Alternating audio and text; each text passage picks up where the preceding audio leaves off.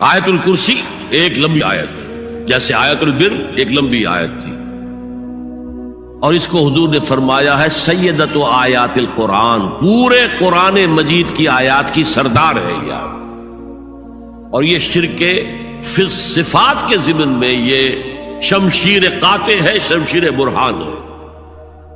اللہ لا الہ الا ہو الحی القیوم، یہ وہی ہے۔ قل هو اللہ احد اللہ الصمد الحی، اللہ زندہ ہے، لیکن اس کی زندگی کو اپنی زندگی پر قیاس نہ کر۔ تمہیں خوراک کی احتیاج ہے، اسے کوئی ضرورت نہیں۔ ما اريد منهم من رزق وما اريد ان يطعمون، مجھے کوئی احتیاج نہیں کہ مجھے کوئی رزق پہنچائیں، رزق دیں، مجھے کھلائیں، مجھے کوئی ضرورت نہیں۔ پھر تمہاری حیات نیند، اونگ، تھکان، ان تمام کمزوریوں کے ساتھ ہے۔ وہ الحی ہے، اپنی ذات میں خود زندہ ہے، حیات اس کی ذاتی ہے، کسی اور نے عطا نہیں کی ہے۔ ہماری تو مستعار ہے، عمر دراز مانگ کے لائے تھے 4 دن، 2 آرزو میں کٹ گئے، 2 انتظار میں۔ اور القیوم بقیہ پوری کائنات کے لیے وہی ہے، اس کو تھامے ہوئے ہے۔ لا تاخذہ سنۃ ولا نوم، الحی، حیات کامل، کہ اس کو نہ نیند آتی ہے نہ اونگ آتی ہے۔ لہ ما فی السماوات و ما فی الارض، آسمان اور زمین میں جو کچھ ہے اسی کی ملکیت ہے۔ تم کسٹوڈینز ہو، تم امین ہو، ای امانت چند روزہ نزد ماست، در حقیقت مالک شے ہر شے خداست۔ یہاں تک کہ یہ میرا جسم بھی میرے پاس امانت ہے۔ میں کون ہوں؟ میری خودی، میری انا، میری روح جو پوزیس کرتی ہے اس بدن کو، لیکن یہ پوزیشن ملکیت کا نہیں ہے، امانت کا ہے۔ یہ امانت، یہ ہاتھ بھی امانت ہے، میری زبان بھی امانت ہے، میری آنکھیں بھی امانت ہے۔ من ذا الذی یشفع عندہ الا باذنہ، یہ یہاں پر انداز بڑا پرجلال۔ کون ہے وہ جو شفاعت کر سکے اس کے دربار میں مگر اس کے اذن سے؟ کسی کا ذاتی، کسی کا زور، کسی کا اختیار نہیں ہے کہ جس کی بنا پر وہ شفاعت کرے، ہاں اللہ کے اذن سے۔ اور دوسری جگہ پر آتا ہے جس کے لیے وہ چاہے گا اور جس کو اجازت دے گا، جیسے کہ آتا ہے اما یتساءلون میں، یوم یقوم الروح والملائکۃ صفا، اور ان میں سے کوئی بھی بات نہیں کر سکے گا، کلام نہیں کر سکے گا، لا یتکلمون الا من اذن له الرحمن، سوائے اس کے جسے رحمان اجازت دے، وقال صوابا، اور صحیح بات کرے گا، کوئی غلط بات نہیں کرے گا۔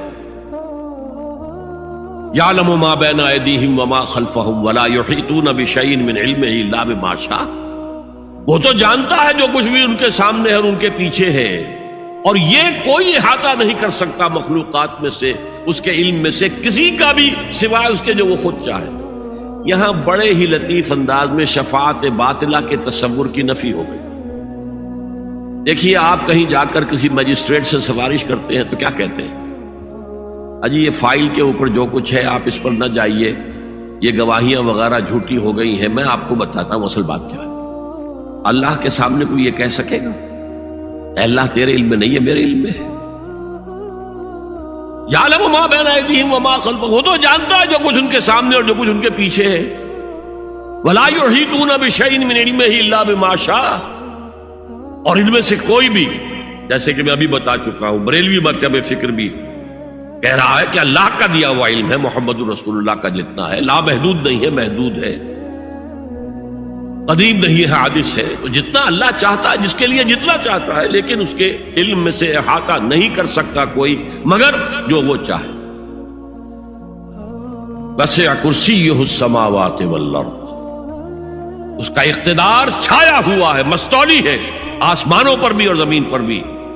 ولا یؤودہ حفظہما، اور اسے عاجز نہیں کر سکتی ان دونوں کی حفاظت۔ قیوم وہی ہے، صمد وہی ہے، لیکن اس سے کوئی تکان تاری نہیں ہوتی، عاجز نہیں ہوتی۔ یہ اصل میں نفی ہے جو تورات حافظے سے مرتب کی گئی تھی، 587 میں نبوکدنضر کا جو حملہ ہوا تھا اس میں اصل تورات گم ہو گئی. اس وقت سے آج تک وہ اصل تورات ان کے پاس نہیں.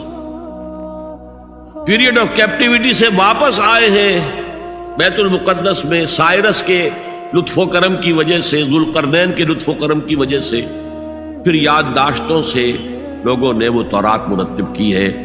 تو اس میں انسانی فکر شامل ہو گیا ہے. لہذا وہاں یہ لکھا ہے اللہ نے 6 دنوں میں آسمان اور زمین پیدا کیے اور 7ویں دن آرام کیا، یعنی کوئی تکان لائق ہو گئی. قرآن نے کہا، اللہ تعالیٰ نے فرمایا سورہ قاف میں، وَلَقَدْ خَلَقْنَا السَّمَاوَاتِ وَالْأَرْضَ وَمَا بَيْنَهُمَا فِي 6 أَيَّامٍ وَمَا مَسَّنَا مِن لُغُوبٍ.